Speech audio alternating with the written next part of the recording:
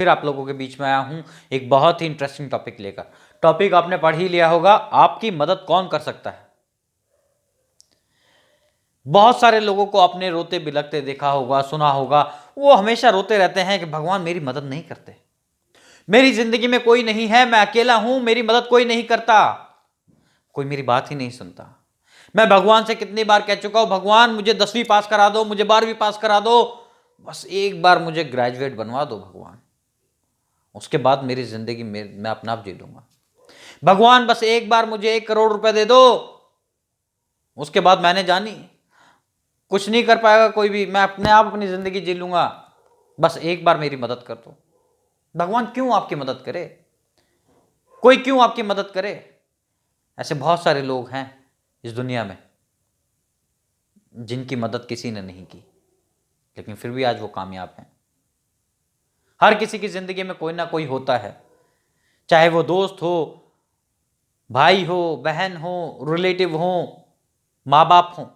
माँ बाप बिना किसी लालच के अपने बच्चों की मदद करते हैं, बिना किसी लालच के अपने बच्चों को हर वो चीज उपलब्ध कराने की कोशिश करते हैं जिनसे वो अपनी जिंदगी में कामयाब हो सकें, उनकी लाइफ स्टेबल हो सके। लेकिन बच्चे शायद उस चीज को समझते नहीं। लेकिन मैं फिर कह रहा हूं, हर किसी की लाइफ में कोई एक व्यक्ति होता है जो उसकी मदद कर सकता है। लेकिन मान लो कि आज आपके माँ बाप भी नहीं है, आज आपका वो दोस्त भी नहीं है, वो भाई भी नहीं है, वो रिलेटिव भी नहीं है जो आपकी मदद कर सकते हैं। आप बिल्कुल अकेले हो, कोई आपकी जिंदगी में नहीं बचा।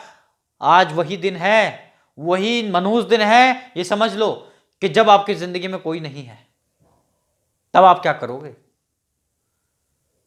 आज वो फैसला लो कि अगर कोई मेरा साथ नहीं दे सकता, किसी भी वजह से नहीं दे सकता, कोई भी इस दुनिया में नहीं बचा जो मेरा साथ दे, मेरी मदद करे, आप अपनी मदद खुद करो।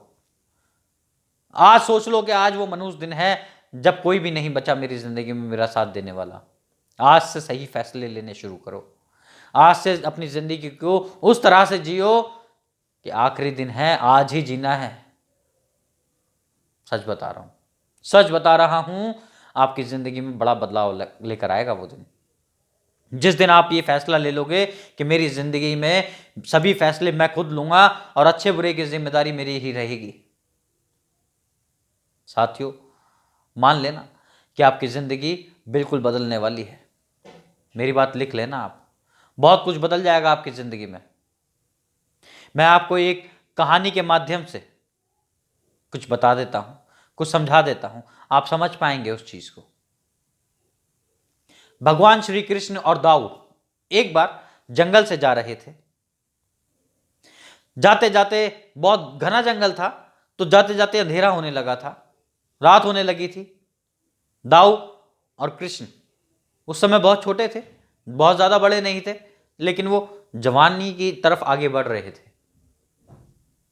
उस समय अंधेरा होने लगा था जब वो जंगल से जा रहे थे। तो दाऊ ने कहा कि कृष्ण, हम यहीं पर कहीं पर आराम कर लेते हैं, अंधेरा होने लगा है, पास में ही नदी है, पानी की व्यवस्था भी हो जाएगी, लेकिन ज्यादा आगे गए तो हो सकता है कि पानी भी ना मिले, तो हमें यहीं इस वृक्ष के नीचे आराम कर लेना चाहिए।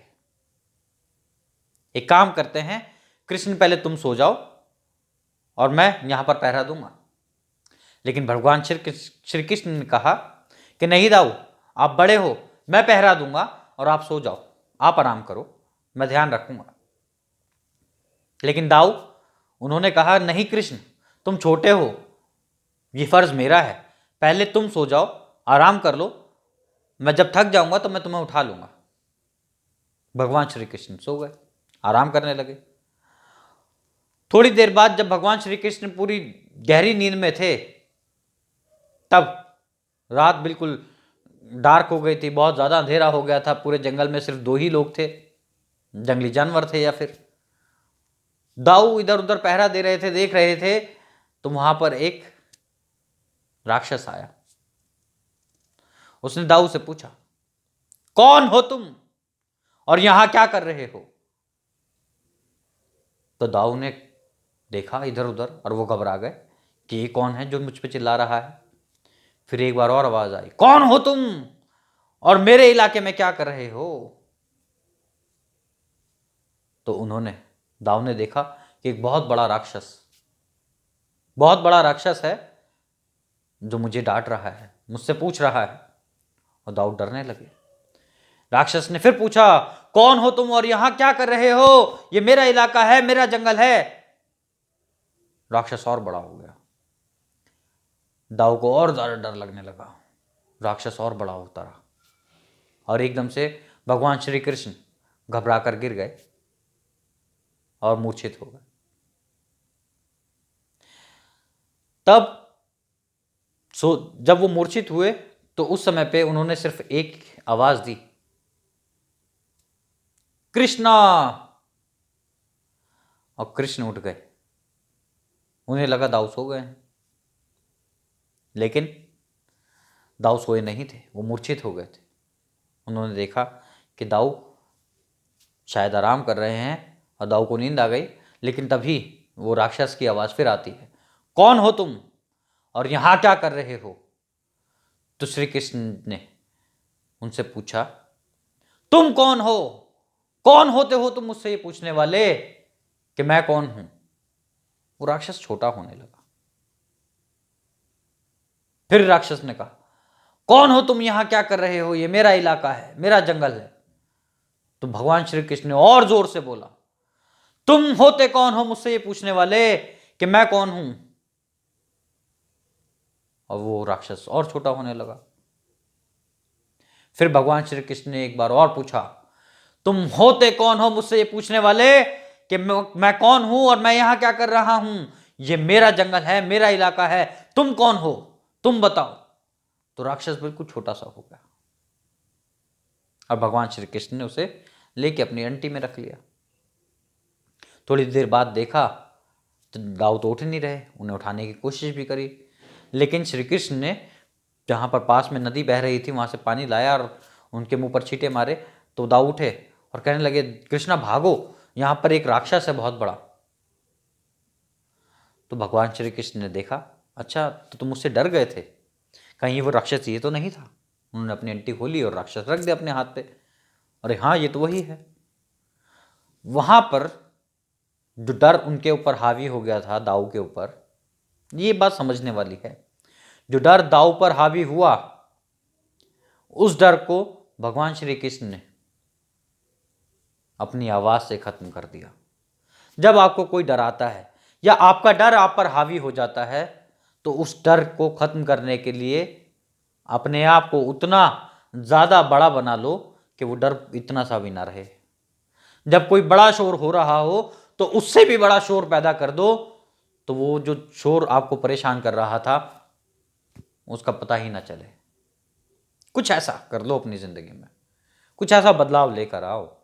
आप ही हो जो आपकी मदद कर सकते हो। अगर भगवान श्री कृष्ण भी घबरा कर वहां पर मूर्छित हो जाते तो उन दोनों की मदद कौन करता? लेकिन भगवान श्री कृष्ण ने अपने डर के ऊपर काबू पाया और अपने आप को उस काबिल बनाया। उन्हें पता था कोई और नहीं है, अगर मैं भी डर जाऊंगा, मैं भी रुक जाऊंगा, तो दाऊ को और मेरे को ये राक्षस जिंदा खा जाएगा। अगर भगवान श्री कृष्ण वहां डर जाते, वहां रुक जाते, तो शायद भगवान श्री कृष्ण के बारे में हम जो पढ़ते हैं वो सब कुछ नहीं पढ़ पाते या नहीं समझ पाते। साथियों, अकेला आदमी भी सब कुछ कर सकता है, लेकिन वो फैसले आपकी ज़िंदगी में आप कैसे लेते हैं, ये उस पर सब कुछ डिपेंड करता है। आपकी ज़िंदगी आपके हाथ में है। उस ज़िंदगी को चलाने के लिए जो संसाधन चाहिए, जो सोच चाहिए, वो सब कुछ भी यहाँ दुनिया में सब कुछ उपलब्ध तो है, लेकिन आप शायद उस तक पहुँच नहीं पा रहे। बहुत सारे लोग उस अकेलेपन के कारण, उस डर के कारण या उस नेगेटिविटी के कारण आत्महत्या भी कर लेते हैं। मैं उन लोगों से, जो लोग इस लेवल पे पहुंचकर परेशान हैं कि उनका कोई साथ देने वाला नहीं है, वो कुछ नहीं कर पा रहे हैं जिंदगी में, मैं उनका साथ दे सकता हूं। कुछ भी गलत कदम उठाने से पहले मुझसे एक बार बात कर लेना। मैं हर वो संभव प्रयास करूंगा कि आपकी मदद कर सकूं, जो मैं कर सकता हूं। अगर मैं नहीं कर पाऊंगा तो ऐसे लोगों से मिला दूंगा जो आपकी मदद कर पाएंगे। लेकिन कुछ भी करके कुछ ऐसा गलत ना करें अपनी जिंदगी में जिससे आपके आपके परिवार को, आपकी फैमिली को, आपके बच्चों को आपकी कमी महसूस हो। आप अगर कुछ नहीं कर पा रहे हैं तो उसमें आपके परिवार का क्या दोष है? आप कहीं भी परेशान हैं अगर, तो एक बार बात ज़रूर करना, कमेंट करना, मुझे बताना कोई भी परेशानी हो तो मैं कोशिश करूँगा आपकी मदद करूँ।